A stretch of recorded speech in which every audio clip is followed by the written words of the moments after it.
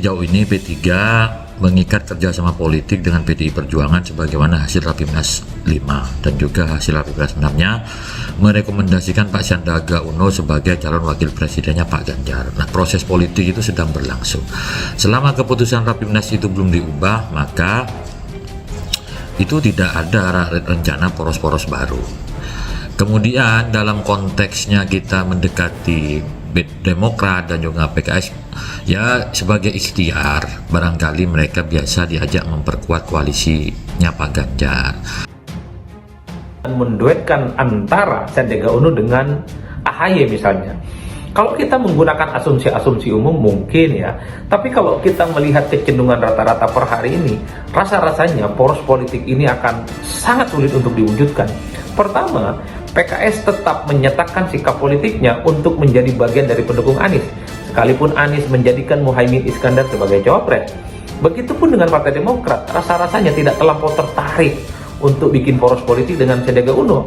Karena dari segi elektabilitas misalnya, Sandi ini tidak sementereng Ganjar Pranowo, ataupun tidak sementereng Prabowo Subianto, atau tidak sehebat elektabilitas dari Anies Baswedan. Oleh karena itu, percuma juga bagi Partai Demokrat.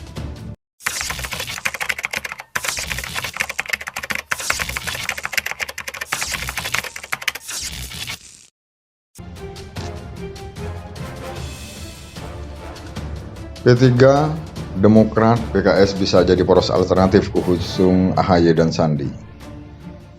Sama-sama politisi terkena PHP, P3 dan Partai Demokrat disarankan bersatu mengusung Agus Harimurti dan Yudhoyono dan Sandiaga Salahuddin Uno. Di Pilpres 2024, bahkan jika wacana poros itu terjadi ingin diraju, maka harus dilakukan dengan cepat. Menurut peneliti senior Institut Riset Indonesia, Dian Permata, wacana poros baru, Partai Demokrat, PKS, P3 bisa menjadi poros alternatif. Artinya PKS mengikuti Demokrat untuk keluar dari koalisi Nasdem dan P3 keluar dari koalisi PDI Perjuangan.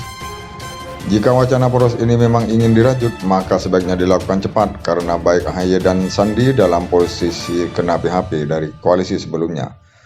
Ujar Dian kepada kantor berita politik. Dari sudut pandang elektoral, kata akademisi Universitas Ibnu Khaldun ini, maka AHY dan Sandi layak dicoba secara elektoral.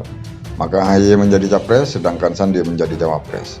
Hanya saja tidak ada kalkulasi rigid soal urusan ini, bisa saja Sandi AHY tergantung komunikasi politik di antara keduanya, dan PKS di sisi lain citra diri pasangan capres-cawapres termudah dapat mereka kapitalisasi, pungkas Dian.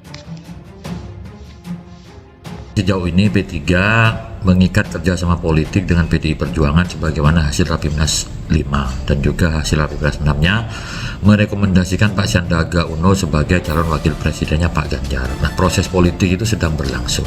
Selama keputusan Rapimnas itu belum diubah, maka itu tidak ada rencana poros-poros baru. Kemudian dalam konteksnya kita mendekati Demokrat dan juga PKS, ya sebagai ikhtiar, barangkali mereka biasa diajak memperkuat koalisinya Pak Ganjar. Menduetkan antara Sandiaga Uno dengan AHY misalnya.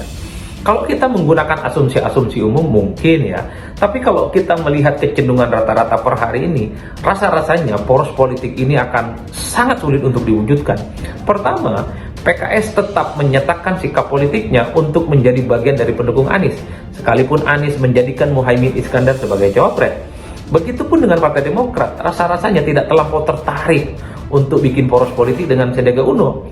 Karena dari segi elektabilitas misalnya, Sandi ini tidak sementereng Ganjar Pranowo, ataupun tidak sementereng Prabowo Subianto, atau tidak sehebat elektabilitas dari Anies Baswedan. Oleh karena itu, percuma juga bagi Partai Demokrat.